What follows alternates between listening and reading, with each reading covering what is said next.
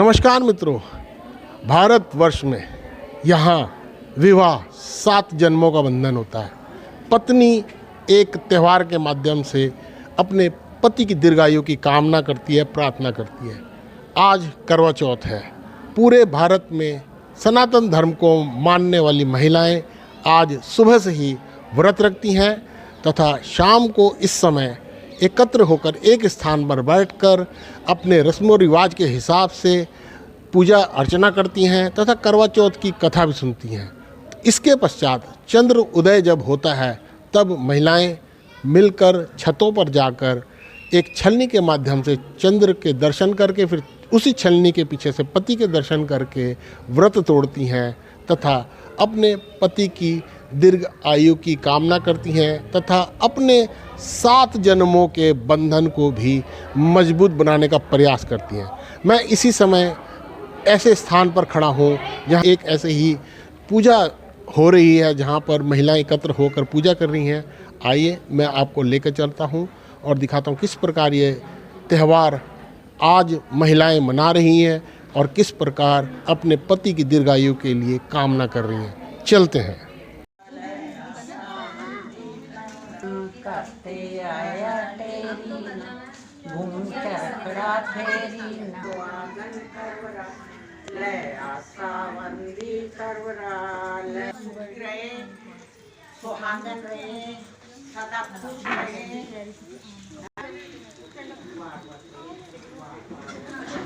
अब जिन महिलाओं ने पहले पूजन कार्य कर लिया है, अब दूसरी महिलाएं उसी प्रकार बैठकर सर्किल बनाकर फिर से पूजा करेंगी और अपने पति की दीर्घायु की कामना करेंगी, प्रार्थना करेंगी।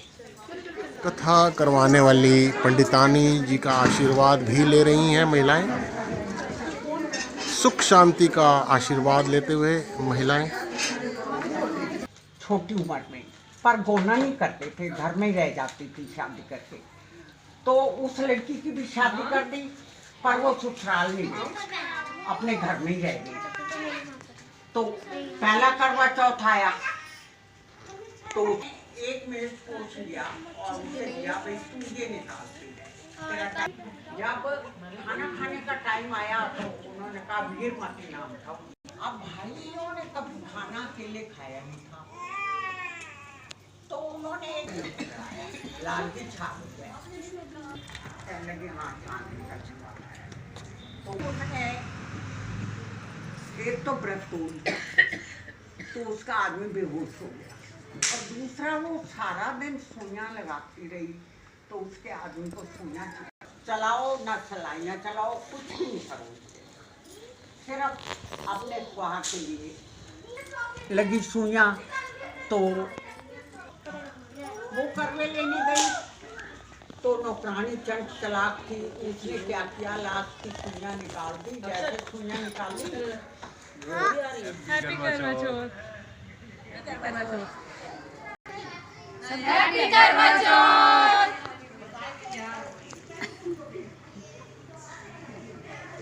लास्ट ग्रुप है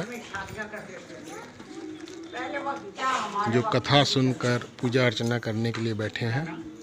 तो उसने व्रत रखा। अब भाभियों ने सोचा हम तो काम करेंगे, ये क्या करेंगे छोटे भाई तू ये सारा दिन निकालो, तेरा टाइम पास हो जाएगा। भाई काम कुछ है नहीं, खाना है ना। और जो है ना उन्होंने क्या किया, एक पहाड़ी थी उसके पीछे जाके उन्होंने बहुत सारी आग जला दी तो लपटे उठी तो लालगी सी। पंडित जी हमारे साथ हैं, ये हमें बताएंगे कि करवा चौथ की क्या महत्ता है और ये क्यों लाखों वर्षों से भारतवर्ष की भूमि में मनाया जा रहा है। तो पंडित जी आप हमें और हमारे दर्शकों को विस्तार से बताएं कि करवा चौथ का त्यौहार आखिर क्यों मनाया जाता है और इसके त्यौहार के पीछे का मकसद क्या है। और सबसे पहले तो सभी माताएं, बहनों को, बेटियों को मैं करवा चौथ की बहुत बहुत बधाई देता हूं, शुभकामनाएं देता हूं। श्री गणेश जी महाराज आप सबकी मनोकामना पूर्ण करें श्री कार्तिक महात्म कथा श्री राम मंदिर रामनगर में चल रही है, जिसमें कि वर्णन आता है।